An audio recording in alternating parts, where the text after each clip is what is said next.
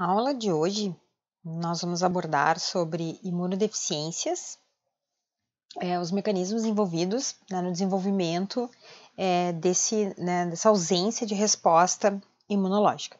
Então, a imunodeficiência ela é dividida em imunodeficiências primárias ou congênitas, que elas se desenvolvem por defeitos genéticos e normalmente já se manifestam na infância.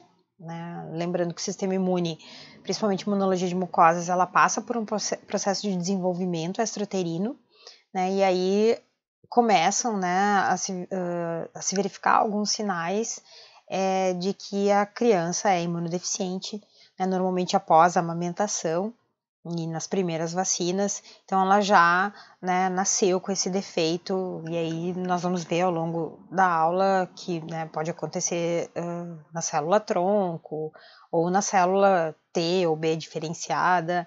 Então tem vários processos, várias etapas em que a deficiência pode acontecer.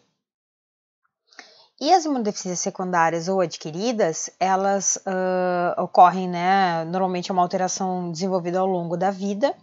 Ela pode ser temporária ou definitiva, pode ser por conta de uso de medicamentos, imunossupressores, desnutrição. Então, podem ser, normalmente são fatores externos que levam ao desencadeamento dessa imunodeficiência. Então, ela acaba sendo adquirida ao longo da vida do indivíduo. Normalmente, existem 10 sinais e sintomas que indicam que o indivíduo tem uma imunodeficiência.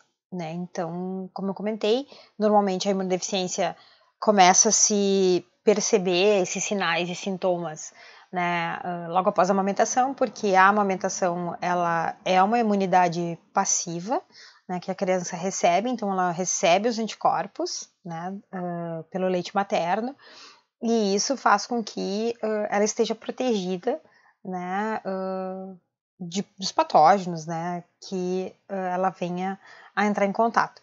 Quando cessa essa amamentação, então os anticorpos duram ali mais ou menos um mês após a amamentação, o encerramento da amamentação, podem começar a se identificar alguns sinais e sintomas. O que então, não é apenas um desses sinais que vai indicar uma imunodeficiência, até porque vocês vão ver aqui que tem vários que são bem comuns, como uma otite ou uma sinusite, dependendo da região em que esse indivíduo está, mas é a combinação desses sinais. Então, a indicação de 4 ou mais otites, também tem que se ter um pouco de cuidado, mas é um indicador, se junto acontecer algum dos outros 9 sinais. Então, 2 ou mais infecções nos seios paranasais, sinusite, ao longo de um ano, abscessos em órgãos ou abscessos cutâneos, 2 ou mais pneumonias no último ano, dificuldade de crescimento, o sistema imune conversa muito com a questão de cortisol, hormônio do crescimento, melatonina, e são fatores bem importantes, Então, se observam várias imunodeficiências em que se tem, então, problemas na curva de crescimento. Efeito adverso a BCG ou a outras vacinas, mas como a BCG é a primeira vacina que a criança recebe, pode já se verificar um efeito de uma incapacidade de lidar com os antígenos presentes na vacina. Aftas persistentes na boca, infecções micóticas na mucosa, a monolíase ou a candidíase.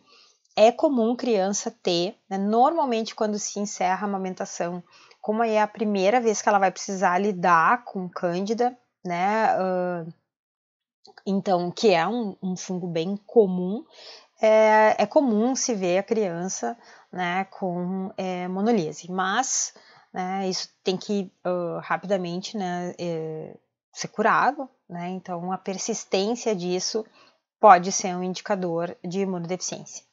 Necessidade de antibiótico intravenoso, então a criança não responde a uma medicação normal, via oral.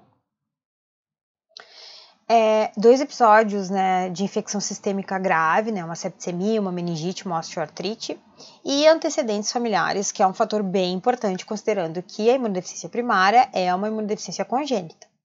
Então, o indivíduo herdou isso, então é bem importante avaliar os antecedentes familiares. Então, são sinais, né, e sintomas que auxiliam na identificação, essa combinação de sinais e sintomas auxiliam na identificação, então, de uma imunodeficiência. Então, dentro das imunodeficiências primárias, a gente pode, né, observar deficiências no sistema complemento, então, componentes do sistema complemento, né, que não é produzido, normalmente é o componente 3, que é aquele que é comum a todos os tipos de ativação do sistema complemento, né, então, o indivíduo não é capaz de produzir essa proteína e com isso não se tem o avanço do processo, né, de ativação da cascata do sistema complemento. Deficiência nas células B ou, né, deficiência nas células T, então envolve, né, o sistema complemento e imunidade inata, célula T e B imunidade adaptativa, ou a deficiência combinada, que é a ausência de células T e B. Então, obviamente, essa é a mais grave das imunodeficiências, né, por conta de ausência total de imunidade adaptativa. Então, a gente pode observar diferenças não, na verdade, defeitos que podem acontecer tanto na fase do desenvolvimento da célula T e B, quanto na fase de ativação da célula T e B. Então, o que pode acontecer? Né? Então, vamos ver aqui primeiro para a célula T. Então, uma célula tronco, ela precisa se diferenciar, né? Ela recebe sinais, né? O indivíduo, né? O organismo envia sinais de que eles precisa de células T, ou precisa de células B, ou precisa de monócitos, né? Dependendo do que precisa compor, né? O sistema. Então, ela recebe o sinal e ela se diferencia, né? A partir da célula tronco hematopoética, se tem, então, a linhagem linfóide ou a linhagem mieloide. Aqui a gente vai falar em célula T e B, então, né, ela se diferenciou para uma linhagem linfóide. E aí, o que precisa? Né? Então, eu posso ter defeitos já na fase em que ela, né, evoluiu para uma linhagem linfóide e ela precisa ir, né, se diferenciar ou para uma célula T e uma célula B. Então, se ela vem com ausência, né, então, não existe o receptor, né, a cadeia alfa do receptor da interleucina 7 ou da interleucina 2, né, não existem as enzimas de transcrição intracelular, né, de transcrição da informação intracelular, como JAK3, ADA, né, enzima ADA ou PNP, eu não consigo evoluir essa célula, então, né, da linhagem linfóide para a célula B. Então, vai ter ausência de célula B na circulação. Né, então, essa é a primeira possibilidade. Uma coisa que é bem importante é que quanto mais perto da célula tronco estiver esse defeito genético, pior vai ser, né, para células, para as populações celulares no final. Né? Então, por exemplo, se eu tenho um problema já na célula tronco e ela não consegue evoluir da diferenciação de linhagem linfóide, ela não gera nem célula T nem B. E aí a gente tem uma imunodeficiência combinada. Se eu tenho só problemas com a célula T, eu consigo gerar a célula B, ela vai produzir um pouco de anticorpo, então já é alguma coisa de imunidade adaptativa. Ela pode gerar memória, então ela pode desenvolver. Mesma coisa, né? Se eu tenho uma imunodeficiência direcionada à célula B, eu vou ter toda a resposta celular, né, envolvendo linfócitos T, principalmente citotóxicos, e a T auxiliar vai conseguir conversar com a imunidade adaptativa. Então, quanto antes for o defeito mais próximo da célula tronco nas fases de diferenciação dessa célula, mais grave vai ser a imunodeficiência. Bom, a célula T, ela precisa passar pelos processos, né, de desenvolvimento. Então, a primeira coisa que ela tem que fazer é expressar, né, uma das cadeias do receptor de célula T, mostrando que ela é capaz de fazer o rearranjo VDJ, né, então ela precisa ter as enzimas RAG1 e RAG2, para poder fazer esse rearranjo. Então, aqui a gente já pode ter um problema. Se, né, o indivíduo não tem essas enzimas, ele não consegue fazer o rearranjo genético. E, como se viu, né, na aula de desenvolvimento de célula T, o rearranjo é um dos pontos, né, a capacidade de expressar a cadeia alfa e cadeia beta é um dos pontos de controle do desenvolvimento da célula T.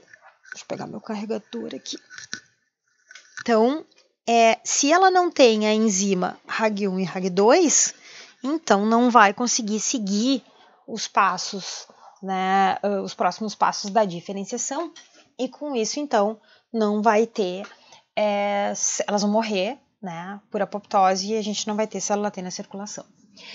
A expressão do CD45 e o CD3 também são moléculas na superfície da célula T, extremamente importantes, né, para que a molécula CD3 ela é responsável por passar a sinalização intracelular junto com as cadeias zeta, né, então a ausência dessas moléculas faz com que a célula T não consiga, né, seguir o passo de diferenciação. Então, esse momento aqui, né, de expressão, principalmente RAG1 e RAG2, é o ponto de conferência para que a célula pré-T siga, né, o processo de diferenciação.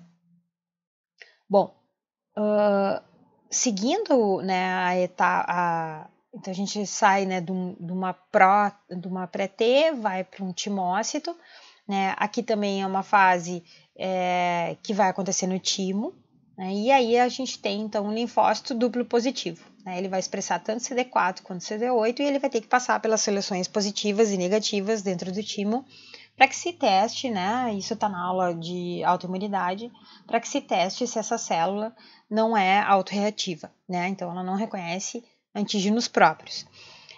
Ela precisa, então, interagir com os MHCs de classe 2 para diferenciar para uma célula T auxiliar, ou ela interage com o MHC via, né, interação MHC de classe 2 CD4 e o TCR, ou ela interage com a molécula, né, via molécula CD8 e o TCR com as moléculas de MHC de classe 1. Então, interagindo com classe 1, né, ela vira uma célula T citotóxica. Então, se eu tiver problemas, né, outra enzima aqui de sinalização intracelular, né, ZAP70, TAP1, TAP2, que são as moléculas responsáveis por fazer o transporte ativo, né, no processamento do antígeno para o MHC de classe 1 ou a tapsina, o que se tem, então, é a ausência, né, dessa interação entre moléculas TCR CD8 com MHC de classe 1 e não se tem, então, células T citotóxicas. Então, aqui de novo, eu já estou numa fase final de diferenciação, então vamos pensar que pelo menos células T auxiliares o indivíduo vai ter. Né? Ele não consegue gerar citotóxicas, mas as T auxiliares ele consegue porque são mecanismos diferentes de ativação, né, e finalização de diferenciação dessas células. Para que eu tenha problemas com as células T auxiliares, eu posso, né, entre os inúmeros problemas que eu citei anteriormente, a gente pode ter, então, dificuldades ou ausência da expressão do MHC de classe 2. Então, como não vai ter interação com CD4 e o MHC de classe 2, né, lá dentro do timo, essa célula, então, morre por apoptose e não se tem células CD4, né, T auxiliares circulantes. Então, essas são as possibilidades, né, as principais, na verdade, possibilidades de problemas que se pode ter no desenvolvimento das células T. Com relação às células B, ela também, né, vai precisar expressar parte do seu BCR, né, parte da sua imunoglobulina na superfície para que ela consiga, né, então ela também tem um ponto de conferência para que ela consiga seguir o processo de diferenciação. E aqui, ó, se ela tiver problemas, né, na ADA ou na PNP, assim como a célula T ó, pode ter, né, então isso aqui está bastante ligado à célula tronco, o que se tem, então, é a ausência também de células B. Né?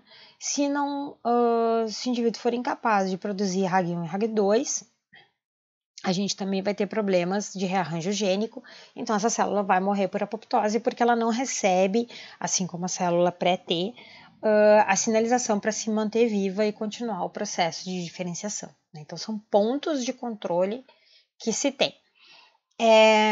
Para terminar o processo de diferenciação da célula B, pode ainda acontecer, né, problemas em FOB, MZB ou B1B, e com isso a célula B não consegue ir para a circulação.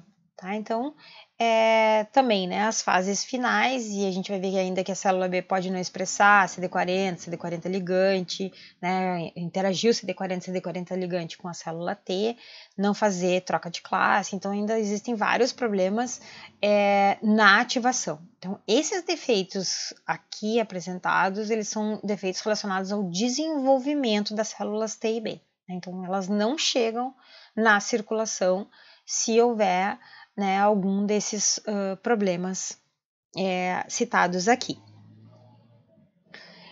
Como defeitos na ativação, o que se tem? Né? Então, falha ao enviar sinais pelo complexo TCR. Então, lembrando, né, a célula T virgem, quando ela vai ser ativada, uma APC precisa apresentar esse antígeno para ela. Então, se a gente está falando de uma célula T auxiliar, é via MHC de classe 2, está representado aqui. Né? Então, o MHC de classe 2, ele apresenta um antígeno para o TCR dessa célula, e a molécula CD4, aqui em amarelo, ela ancora no MHC de classe 2 e promove uma estabilidade entre essas duas células. Né? Além disso, né, a célula T ela precisa interagir o CD28 dela com a molécula B7 dessa APC para finalizar o estado de ativação dela, que é, né, pela citocina, dependendo da citocina que ela vai receber dessa APC, né, uma macrófago, uma dendrítica ou uma B, ela vai assumir um padrão TH1, TH2, TH17 e vai liberar citocinas específicas do que aquele padrão tá pedindo. Né? Então, se é um parasita, se é um fungo, uma bactéria, um vírus, a célula vai sofrer o processo então de diferenciação, né, para TH1, TH2, TH17. Junto com esse TCR, o TCR sozinho, então o receptor da célula T, que reconhece o antígeno, ele não é capaz de enviar sinais para a célula T. Né? Então, ele está presente na membrana celular dessa célula, mas ele sozinho ele não envia sinais. Na verdade, ele é incapaz de enviar. A função do TCR é reconhecer o antígeno, reconhecer a estrutura ali da cadeia de aminoácidos. Né? Quem manda sinal para o interior da célula T, né, induzindo uma ativação e começar a produzir citocinas, né, liberar a cadeia alfa do receptor da interleucina 2, as moléculas CD3 e cadeia zeta.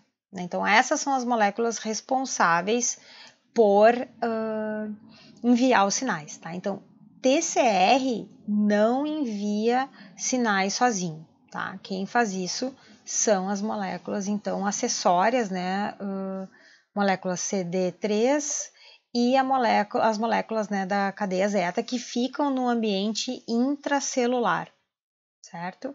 Então, isso é a forma de comunicação. Então, se eu tiver problemas no meu complexo TCR, então, principalmente na cadeia CD3 e cadeia zeta, essa célula pode até reconhecer a estrutura, pode reconhecer né, tudo certinho, o protocolo de ativação, mas ela não vai conseguir passar essa informação para o seu ambiente intracelular e com isso não vai ter modificação nenhuma né, do seu estado de ativação. Ela não vai conseguir sair do estado de repouso. Pode-se ter também falhas no CD40 e CD40 ligante, né, mutações NEMO também, e isso vai fazer com que essa célula, então, ela não consiga, né, se diferenciar e ela fica como uma célula TH0, né, ela não consegue definir se ela vai ser TH1, TH2 ou TH17. Né, então, a gente vai ter o que a gente chama de síndrome da hiper-IgM, porque a célula B não vai receber, né, a citocina correta, dizendo é um interferon gama porque a gente precisa de IgG, ou é uma interleucina 4 porque precisa de IgE. Né? Ela não consegue receber essa informação, então ela só produz IgM como se fosse sempre, né, uma resposta primária, sem muita definição. Né? Então, a gente já está, né, nesse problema de estado de ativação. Então, teoricamente, as células são funcionais, passaram pelos processos de tolerância, mas elas não conseguem finalizar esse processo de forma adequada. Se a gente tem falha na CD40 ligante, então eu já tenho, né, esse linfócito T que não completou o seu estado, né, correto de ativação e não consegue interagir com a célula B, né? Com isso, então, ela não recebe, como eu tinha comentado, a informação de qual é o padrão adequado de anticorpos que ela tem que produzir, né? Qual é o isotipo. Então, ela produz IgM porque é a primeira escolha, né? Se vocês forem olhar lá os segmentos do rearranjo gênico, né? Os segmentos lá gênicos que vão, né, seguir pelo processo de rearranjo gênico, a primeira opção que se tem é a IgM. Então, por isso que a IgM é a primeira classe de anticorpo que é produzida. E é isso que a célula B vai ficar liberando, né? Se vocês lembrarem, né, a IgM ela é muito boa em ativar o sistema complemento, né? Mas como as porções FC dela, elas estão, né, unidas entre elas, ela não é uma boa opsonizadora. Ela é uma ótima neutralizadora, né? Não tão boa como uma IgG, mas ela já funciona como uma neutralizadora, mas ela é muito boa em ativar o sistema complemento. Então não é um anticorpo ideal, ele é um anticorpo que normalmente se encontra numa resposta aguda, né, numa resposta primária, e não numa imunidade específica, né, e adequada para os patógenos. Ainda pode-se ter, dentro das imunodeficiências primárias, a deficiência de adesão leucocitária, né? Então, lembrando lá no início do processo de ativação da imunidade inata ainda, a gente pode ter problemas, então, os neutrófilos, né, os seus macrófagos fizeram aquele processo de reconhecimento do patógeno, né, e liberaram as citocinas para fazer com que as células façam o processo de extravasamento, né, ou de apedese. Se eu tiver falhas nas moléculas de adesão, né, lembrando que interleucina 1 e TNF-alfa são as citocinas que induzem o aumento das moléculas de adesão para que a célula faça o processo, né, principalmente neutrófilos, né, e monócitos, faça o processo de rolamento, interaja com essas moléculas de adesão, aumente a afinidade dessas moléculas de adesão, para que consiga fazer, né, a fase de adesão ao endotélio e depois o extravasamento. Então, se não tiver essas moléculas de adesão, a célula não consegue aderir ao endotélio e passa reto, né? Ela não consegue entrar, ela não consegue responder à sinalização que as células que estão combatendo o patógeno, né, estão enviando. Então, o tratamento normalmente é com antibióticos, né? Porque sozinho o indivíduo, se não se tem fagocitose, né, pelos macrófagos, né, não se tem apresentação de antígeno, né, e o macrófago fica ali na linha de frente, esperando a entrada dos neutrófilos para que o número de patógenos diminua, mas isso não acontece. Então, né, necessariamente vai ter que se entrar com antibiótico para ajudar o sistema imune, né, a reduzir o número de patógenos que precisam ser fagocitados. A imunodeficiência primária mais comum é a ausência de IgA. Né? Algumas pessoas vivem sem saber que são imunodeficientes de IgA.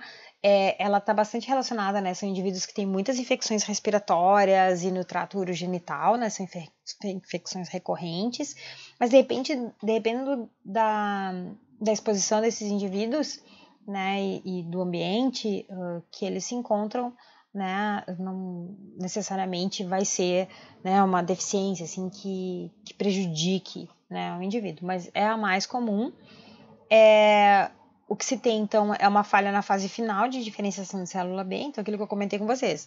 IgM produz IgG, IgE, mas não consegue produzir a IgA. Então, a imunidade mucosa fica bastante prejudicada, mas existem as outras imunoglobulinas, né, que acabam auxiliando na resposta. Então, por isso que o indivíduo muitas vezes não sabe, né, que tem a deficiência. Né? Então, lá no finalzinho, para selecionar a troca de classe, né, a célula B não consegue selecionar a IgA. Né? Lembram que aquela porção constante, né, que define o isotipo do anticorpo, não consegue selecionar o bloco que definiria, né, a porção FC como IgA. O aumento de IgM, né, pode estar, então, relacionado, como eu comentei, a ausência, né, de CD40 e CD40 ligante, então não existe essa comunicação e essa informação, precisa ter essa chave de ligação entre o CD40 e 40 ligante para que a célula T possa liberar a citocina adequada que induza a troca do isotipo, né? Então eu preciso, a célula T auxiliar precisa dar interleucina 4 para que a célula B troque a classe para IgE, ou precisa dar o interferon gama para que a célula B troque a sua classe, né, para IgG, né? Então de IgM para alguma dessas. O CD40 e CD40 ligante, ele é uma porta, então, né, de ativação, ele é um ponto de ativação para a célula B receber essa informação, né? Então, antes de receber a citocina, ela precisa ter essa interação CD40 com CD40 ligante. Então, os indivíduos que têm esse aumento, né, de IgM não conseguem trocar para outras classes, eles, né, possuem infecções piogênicas recorrentes. Então, é uma das características que indicam esse tipo de imunodeficiência. A síndrome de George, ela é uma hipoplasia genética do timo, né? Então, o indivíduo nasce com o timo, né, sem timo ou com um timo bastante atrofiado. Ela não é considerada como hereditária, né? Ela, como o indivíduo sem timo, ele não consegue, né? Ele faz muito pouca célula T, né? Faz ali no início, ainda do período fetal, mas depois, né, precisa do timo para desenvolver as células T que saem da medula, então o indivíduo não vai ter células T circulantes, né, e isso acaba prejudicando a resposta pelas células B, porque ela só vai conseguir liberar IgM, né, uma vez que não vem esse contato com a célula T, né, então aumenta muito o número de infecções por patógenos intracelulares, porque lembrando que os linfócitos T citotóxicos, né, são os linfócitos responsáveis pela eliminação desses patógenos, e os linfócitos T citotóxicos precisam conversar com as T auxiliares para conseguir eliminar, né, de uma forma correta. A interleucina 2, né, liberada pelas células TH1, é bastante importante para esse processo. Então, o indivíduo, né, também tem problemas de crescimento, né, e um fenótipo também bem característico, né, então tem todo um envolvimento, né, sistêmico, essa ausência do timo.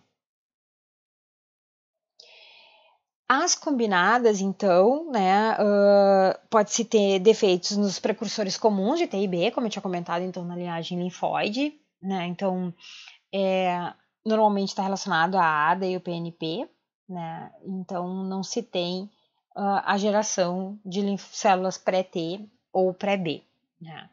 Pode ter também um defeito molecular, né, também tinha comentado com vocês sobre a expressão da MHC de classe 2, e aí com isso não se tem, né, a diferenciação para células T auxiliares, né, e por consequência, como essas duas células conversam, a célula B também fica com a sua função reduzida. E só voltando aqui, o que acontece então é que o indivíduo não tem resposta imune adaptativa, né? Ele fica sem células T e sem células B, né? Então o defeito foi o mais próximo possível, né, da célula tronco hematopoética. E existem ainda algumas imunodeficiências primárias não específicas, como uma imunodeficiência de fagócito, né, em que vai se ter um número reduzido de macrófagos, né, um dos exemplos é a doença granulomatosa crônica, em que se tem problemas no NADPH, se tem problemas nos radicais que são gerados dentro dos lisossomas, e com isso, se não se tem fagocitose, né, também não se tem apresentação de antígenos, e posso até ter uma célula T e B funcionando, mas essa informação nunca chega para a célula T, né, de que o macrófago ou a dendrítica fagocitaram os patógenos e vão apresentar. Então, se a gente for pensar envolvendo a imunidade inata, principalmente nesse processo de patógenos que contam com a fagocitose, é o pior, né, que pode acontecer, porque sem imunidade inata eu não consigo desencadear a imunidade adaptativa. Até se consegue alguma coisa pela célula B, né? Como a célula B é uma apresentadora de antígeno, ela acaba conseguindo fazer o processo de apresentação. mas, né, vai apresentar, vai estimular uma célula TH1 e a TH1 vai estimular quem? Né, se ela tem que liberar o interferon gama para conversar com os macrófagos. Então, a conversa fica toda ela prejudicada. E a deficiência dos componentes do sistema complemento, principalmente então no componente 3, ele deixa o indivíduo suscetível a patógenos extracelulares. Tá? Então o sistema complemento ele é fundamental para as respostas imunes, né? Para o início das respostas imunes.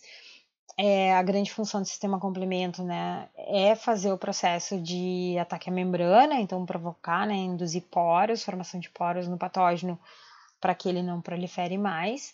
Mas além disso, né, o sistema complemento ele faz o processo de opsonização do patógeno e aumenta a resposta inflamatória via os mediadores que são liberados na circulação, né, o C3A e o C5A. Né, a opsonização é feita pelo C3B. Que são aqueles componentes, então, que vão sendo, né, clivados e liberados. Parte fica ligada no patógeno, parte ligada na circulação. Então, a deficiência desses componentes, né, uma vez que se o C3 para, toda a cascata, né, e todo o processo de ativação do sistema complemento também para. Então, quanto mais no início, se tiver um problema num dos componentes, né, C3 é uma peça-chave do processo, antes o sistema é abortado e aí não se tem, então, todas as funções que o sistema complemento possui. Então, essas são as imunodeficiências primárias, né? O que se tem de tratamento, né? Alguns ainda em fase experimental, a infusão das células tronco do próprio paciente, né? Dependendo de qual tipo de imunodeficiência, né? A ideia é reiniciar o sistema imune desse paciente. Pode-se fazer uma terapia de reposição de enzimas que o paciente é deficiente, né? Então, uma reposição de RAG1, RAG2, pode recuperar, né, a funcionalidade, uma vez que as células estão ali, elas são formadas, só que elas não conseguem seguir a diferenciação por ausência dessas enzimas. Ou pode-se depletar, né, zerar a medula desse paciente e colocar uma medula óssea, né, uma medula de um indivíduo saudável que tem um sistema imune saudável. Né? Então, a partir da implementação de células-tronco saudáveis, o indivíduo passaria a ter um sistema imune normal. Né? Para quem não consegue, né, o timo não desenvolve, nasce sem o timo, pode-se fazer transplante de timo também, né? E normalmente ele é feito em cima, né, ele é acoplado ao rim, e com isso o indivíduo, né, em um mês mais ou menos, ele passa a ter células T, né, porque também, novamente, a medula produzia células, mas elas não tinham aonde amadurecer, né, elas não tinham o processo, o ambiente adequado para fazer o processo de maturação. Né? Então, se dando o timo, ele consegue gerar esse ambiente e o indivíduo passa a ter células T circulantes. Então, esses seriam, né, basicamente os tratamentos que se tem. Com relação às imunodeficiências secundárias, elas podem então acontecer ao longo da vida. Elas podem ser complicações de outros processos patológicos, né? Então, como desnutrição, neoplasias e infecções. Sobre neoplasias, né, a gente vai falar mais especificamente em todo o ambiente que o tumor pode criar na aula de tumores. Né? Desnutrição. O zinco faz muita falta para o sistema imune. As células fagocíticas dependem muito do zinco, né, para exercer suas funções. Então, né, entre as vitaminas, né, minerais, a desnutrição é um fato que torna o indivíduo imunodeficiente. E as infecções também, né? Principalmente as infecções virais, como elas levam o sistema imune a uma exaustão imunológica, o indivíduo muitas vezes fica suscetível ao desenvolvimento de outras infecções, as infecções secundárias. Né? Para o COVID é o que tem se falado muito com relação às infecções secundárias, por conta disso. Né? Ele leva o sistema imune à exaustão e isso faz com que o indivíduo fique suscetível a desenvolver, né, a se contaminar e desenvolver novas infecções. Drogas, né, imunossupressoras, quimioterapia, radioterapia, né, a retirada do baço, né, esplenectomia ou drogas ilícitas, são também formas do indivíduo adquirir, né, uma imunodeficiência. Então, claro, né, fora a esplenectomia, em que o baço é retirado, né, todas essas outras, né, complicações e processos e agentes, eles podem tornar o indivíduo imunodeficiente temporariamente, né? Outro mecanismo, né, que não está aqui é o do estresse, né? O estresse eleva cortisol e o cortisol leva a um quadro de imunossupressão, né? Então, também se vê muito isso, né, no final do semestre, final do ano, os indivíduos ficando doentes e aí o herpes manifestando, cândida, por conta de uma imunodeficiência temporária, uma imunodeficiência secundária temporária, em que o indivíduo está, né, fragilizado e com um desbalanço de cortisol, e isso não, né, não dorme direito, já não faz o ciclo da melatonina de forma correta, e isso faz então com que o indivíduo se torne suscetível, né, principalmente ao desenvolvimento de infecções. Né. Então, né, a desnutrição ela é muito comum nos países subdesenvolvidos e ela gera uma incapacidade de maturação e diferenciação das células do sistema imune. Né? Então, obviamente, o sistema imune precisa, né, de um estado nutricional correto para que as células, né, tenham as suas fontes, né, de energia e de aminoácidos para poder, né, maturar e desenvolver. Né? Então, assim como eu comentei, o zinco é um exemplo de uma necessidade que o macrófago tem para poder exercer sua função fagocítica. E normalmente a desnutrição ela está ligada à morte, né, por infecções repetidas por conta dessa né, ausência de resposta imune. Nas neoplasias, eu vou comentar rapidamente, porque isso vai ser melhor abordado na aula de tumores. Né, os pacientes, então, com câncer avançado e disseminado, eles podem ser mais suscetíveis às infecções por uma escassa resposta imunológica, existe uma exaustão imunológica, e também os tumores podem gerar um ambiente imunossupressor, né, para que não se tenha uma resposta imune contra o tumor. Né? Então, ele gera um quadro né, sistêmico, mais localizado, mas que pode abranger o sistema de uma imunossupressão. Né? E também por conta do sistema imune tentar eliminar, né, aquele agente estressor, que é o tumor, isso leva à exaustão imunológica, né, porque fica um longo período de resposta imune contra o tumor. E né, nesse quadro de imunossupressão, os tumores podem liberar interleucina 10, TGF-beta, que são citocinas anti-inflamatórias, né, imunossupressoras. Então, isso também a gente vai ver com calma. Cada tumor, né, tem um padrão de resposta, tem uma organização para interferir na resposta imune, né, cada um com as suas especificidades. Com relação, então, às infecções, né, o vírus do sarampo é um clássico em levar o indivíduo a uma imunossupressão temporária e aí abrir, né, a entrada para outros patógenos, né, bactérias. O HTLV, né, e o HIV, ambos infectam células T, né, então, no momento que eu tenho uma célula infectada, a célula T citotóxica, ela segue o protocolo de destruir aquela célula infectada, então a própria célula T citotóxica destrói a célula T auxiliar, né? Então gera um quadro de imunossupressão, né? O próprio vírus estimula esse quadro de imunossupressão. E aí alguns exemplos, né, e ações, né, por exemplo, dos imunossupressores, né, a gente tem corticoide, ciclosporina, vários exemplos, né, em que muitas vezes nas doenças autoimunes a gente precisa levar o indivíduo a uma imunodeficiência, né, para que ele não destrua o próprio organismo. Químio e radioterapia, né, elas afetam de uma forma citotóxica, né, os linfócitos, granulócitos e precursores. Drogas ilícitas são imunossupressoras, então todas elas, né, acabam afetando a resposta imune né? Claro que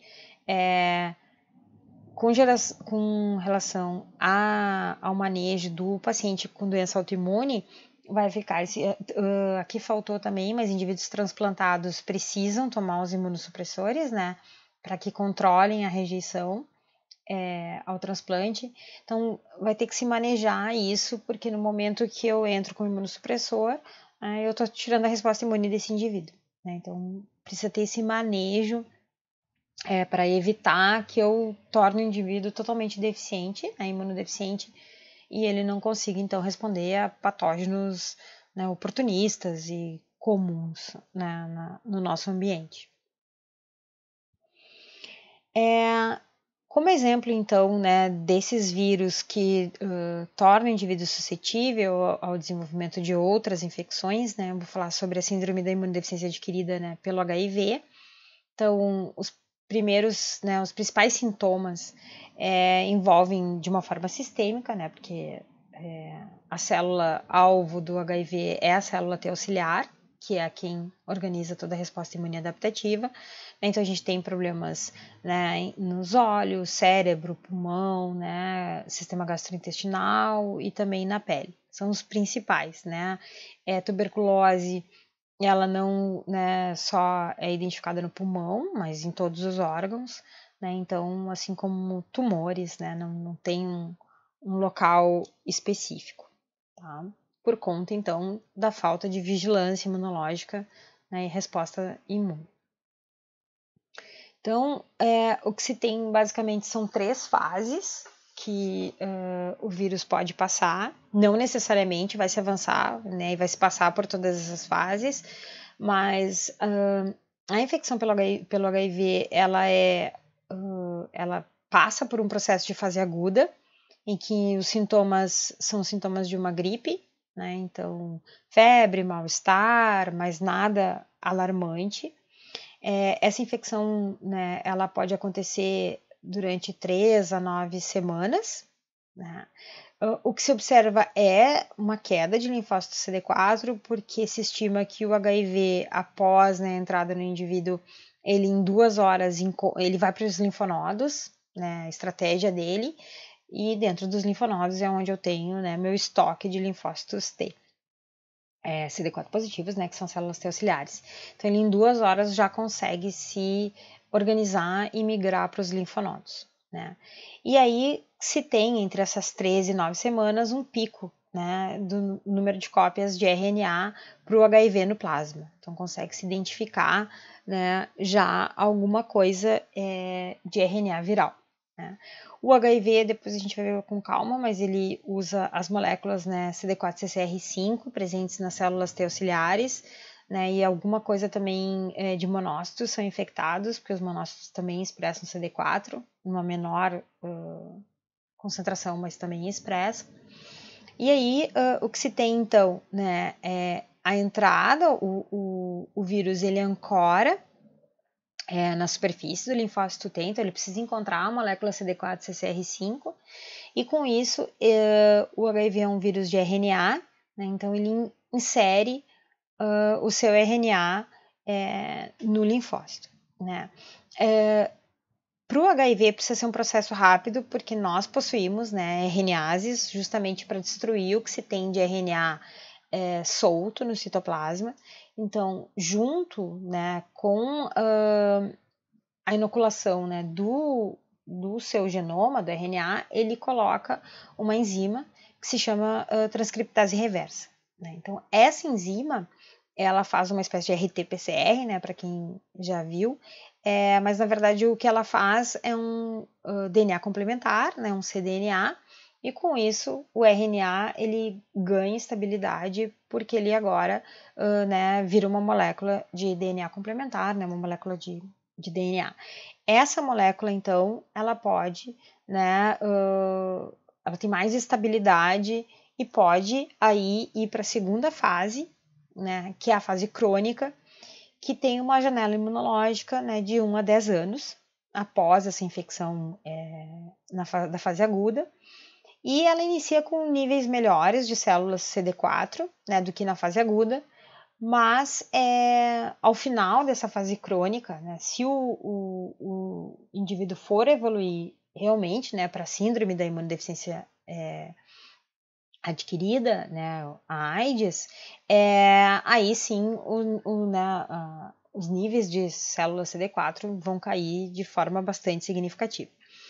E o que é interessante é que na fase crônica, as cópias de RNA, né, do vírus, elas se mantêm inferiores à fase aguda. Então, o vírus estabiliza dentro do organismo, só que o grande problema é que, como existe agora essas cópias de DNA, né, no linfócito, se esse linfócito, por acaso, for ativado, né, porque ele não tem as suas funções totalmente prejudicadas, né, o vírus não está induzindo a formação de muitas cópias, né, ele está latente, então o linfócito está funcionando normal.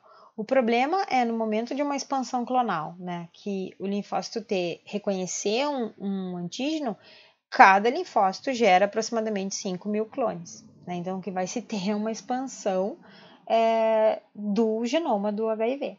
Né, então, eu vou gerando cada vez mais cópias desse genoma. E aí sim, né, o indivíduo pode evoluir para o desenvolvimento, né, da síndrome. O tempo para desenvolvimento varia muito dentro dessa janela de 1 a 10 anos, mais ou menos estimada. Existem os respondedores rápidos, os respondedores lentos, existe ainda muita coisa para se descobrir, né, o porquê que alguns indivíduos vão, né, e desenvolvem a AIDS, outros né, são identificados como HIV positivos e não desenvolvem, conseguem controlar a infecção, né? Mas o que se tem quando o indivíduo ele vai para o desenvolvimento da síndrome é uma contagem muito baixa de células CD8, né? As cópias do RNA viral sobem drasticamente e aí sim os sintomas são observados como uma falência, né, total do sistema imune. Né? Então, são essas as fases que se pode ter. Uma coisa que é interessante deixa eu voltar aqui um pouquinho, como que um coquetel funciona, né? Então, o coquetel, ele é uma combinação, né, de drogas e ele pode funcionar basicamente com três estratégias diferentes para segurar, né, a infecção por HIV. Então, a primeira delas é um inibidor, né, de ancoragem, então o vírus não conseguiria ancorar na célula, e se ele não ancora na célula, ele não consegue inserir o seu genoma, né? Então um vírus fora da célula não faz absolutamente nada. Então aí, se a gente consegue segurar isso antes da infecção, antes desse acesso do HIV para as células, ótimo, não se tem problema nenhum, em pouco tempo esse vírus vai ser degradado e eliminado. Se por algum acaso ele conseguiu inserir o genoma dele, né? Então ele está nessa fase aqui, existe uma outra estratégia que é o bloqueio da transcriptase reversa que o vírus traz com ele. Então esse RNA ele não consegue ser transformado em DNA e com isso ele vai ser destruído. Então eu consigo destruir o genoma viral também, né? Não vai representar então problema algum, porque a gente consegue destruir o vírus. E a outra estratégia, né, então aqui ele não conseguiria gerar essa molécula, né, de DNA complementar. E a outra estratégia são os inibidores de protease que não deixam o vírus se estruturar. Então ele não consegue, né, montar o capsídeo, envelope, toda a sua estrutura. Né, esses inibidores, ele precisa dessas proteases para conseguir construir, né, toda a estrutura completinha. Então, esse inibidor de protease não deixa os vírus, né, serem liberados, porque eles não conseguem terminar a sua montagem. Né? Claro que quanto antes, né, a droga funcionar, melhor, porque se eu conseguir evitar com que o vírus consiga inserir o genoma dele e transformar num DNA, né, e isso se perpetuar na célula, melhor, né, porque a gente degrada o vírus e acaba eliminando. Normalmente as complicações que a gente tem com HIV, né, então são infecções por parasitas, né? Aí tem alguns exemplos: infecções por bactérias, né? Principalmente Mycobacterium tuberculosis, infecções por fungo, né? Cândida, um fungo oportunista bem presente, né, nos indivíduos, infecções por vírus, né, o herpes, a varicela zoster, né, o citomegalo, acabam aproveitando esse ambiente imunodeprimido e se manifestando. E o desenvolvimento de tumores, né? Então, sarcoma de Kaposi é um exemplo, né? Ele está associado com herpes vírus do tipo 8, o linfoma de Non-Hodgkin e linfomas primários cerebrais, né? Então, aqui principalmente, né, por conta da falência da comunicação, né, das células T, né, e aí sim se depende apenas das NKs, né, mas nem todos os tumores são identificados pela NK, então a ausência da célula T citotóxica, né, acaba permitindo o desenvolvimento desses tipos de tumores aí. Principalmente esses, né, existem outros.